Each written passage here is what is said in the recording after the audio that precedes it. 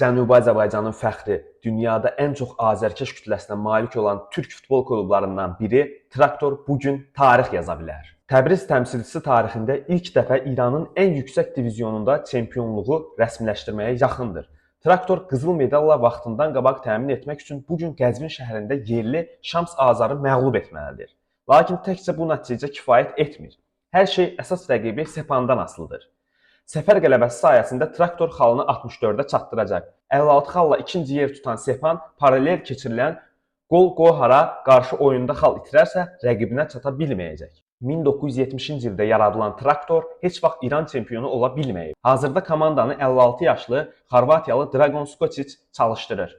Əsas yerli futbolçulardan qurulan heyətdə 4 legioner, 3 Xorvatiyalı və 1 Portuqaliyalı oyunçu var. Traktorun ev maçları keçirdiyi Yadigar İmam stadionunda 66 mindən 100 minədək tamaşaçı yerləşə bilər. Azərbaycanda da xeyli fanatları olan qırmızı ağların azərkeşləri öz çılğınlıqları ilə seçilirlər. Daima stadionda Azərbaycanca şüarlar səsləndirilən fanatlar xüsusilə Azərbaycan var olsun, istəməyən kör olsun devizinə üstünlük verirlər. Qeyd edim ki, bugün 20:00-da Traktor və Şams Azar komandasının oyunu keçiriləcək. Traktor komandasına uğurlar arzulayırıq.